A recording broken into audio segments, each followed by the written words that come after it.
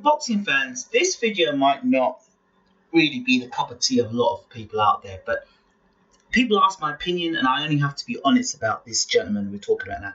The man I'm talking about is Lucas Browne, the unbeaten Aussie in the heavyweight division. I think he's come from a mixed martial arts background, I think MMA, and he's unbeaten as a heavyweight. Notable wins over James Toney and Richard Towers. Now, and Rudenko, who Hugh Fury fought recently. Now, Lucas Browne doesn't come from a boxing background, so he wasn't an Olympic gold medalist, or he was an Olympian, but that doesn't mean you're not going to be a good fighter.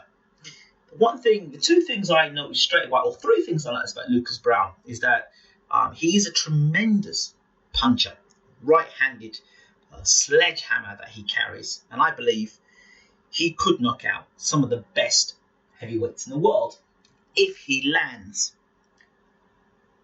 Yep, and I think there's a lot of fans on Twitter that have a lot of love for Lucas Browne. Nice, well-mannered man, gentleman of a guy. But if we're talking boxing skills here, and we're talking about what it takes to become heavyweight champion of the world, and unified heavyweight champion of the world, and undisputed heavyweight champion of the world, frankly, there are some concerns. Lucas Browne's slower foot and hand, and what I mean slower foot is that he doesn't move around the ring agile. He's very flat-footed, and this is not a slate of Lucas Browne. You can look at video evidence. He's slow with his feet, and he's slow with his hands, okay? Now, I'm not telling you that he's not a puncher, because that's what he is. But when you try and put, and a lot of fight fans seem to do, is you see a guy who's got a skinhead that looks mean. I'm saying he's not mean. He looks mean. And then you put him in the ring against guys who are agile by the feet, agile with their hands, have got better boxing skills. There becomes a problem. And Lucas Browne has been knocked down before in the heavyweight division, which is nothing to be ashamed of. Some of the best have been knocked down in the world and knocked up. And Lucas Browne has got heart and seems to have stamina as well. But he's open.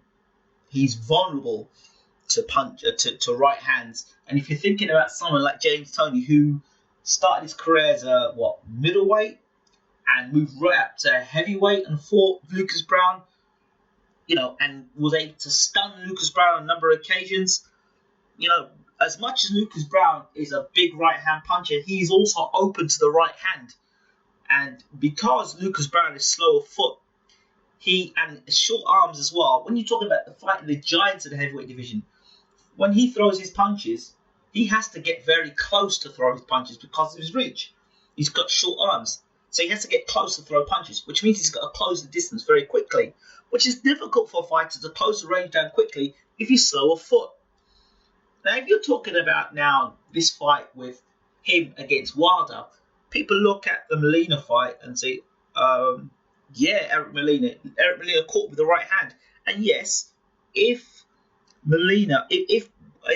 Browne were to catch Wilder on the chin, we'd be having problems. There could possibly be a new heavyweight champion of the world. But also, consider this. Deontay Wilder is a dynamite puncher with a right hand. And Lucas Browne is slow foot and hand, and he's open to the right hand. For him to beat Wilder, he'd have to get close very quickly, and we'd have to absorb what Wilder throws. The other thing about Lucas Browne is he doesn't move his head. So when he's walking in straight lines, he will take the full impact of a punch.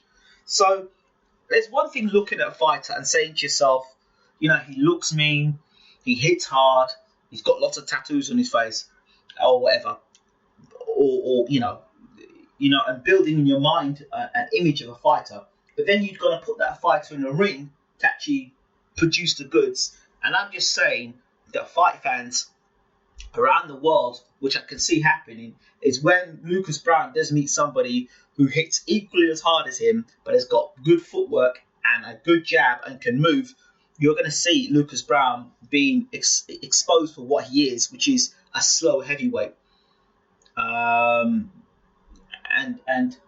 you know, people ask my opinion, what I think of Lucas Browne. I think he's a very big puncher, a heavyweight. I don't know. I know that if he lands on you, you're in trouble. What I'm concerned about is whether he will be able to land against guys that are significantly taller than him, that have got good footwork.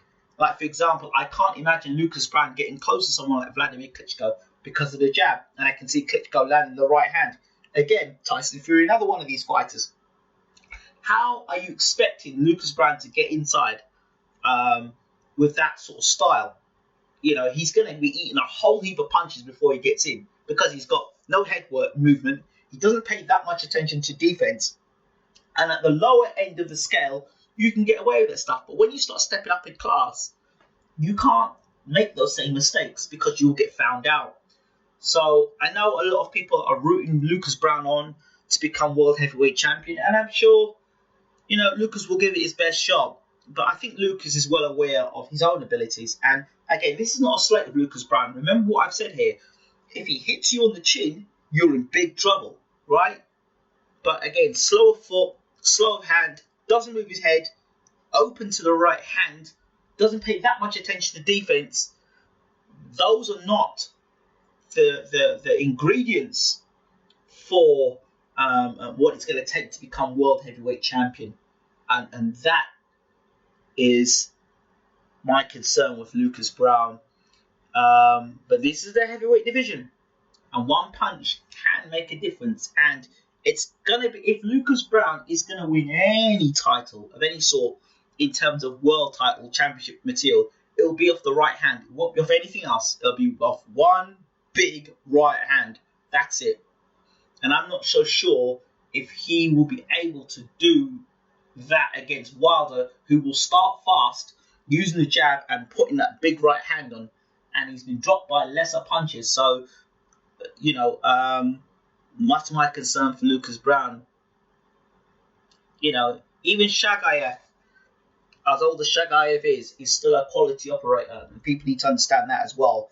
Why Lucas Browne is in this situation with his contract with Hatton, I don't know what the situation is behind that. But he definitely needs to be more active, Lucas Browne, fighting.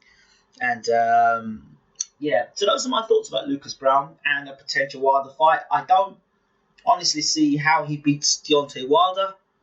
I really don't. And I know that there are a lot of people who will be willing him on. But I'm afraid to say that Lucas Browne, skill-wise, is just not at the races. Punch power-wise, he's got a puncher's chance. And this is a guy that you got to say, a puncher's chance. I'm sorry to disappoint you guys out there and girls who may have thought I would have had something else to say about Lucas Browne, but it's something I've always said, and this is something I'll keep on saying.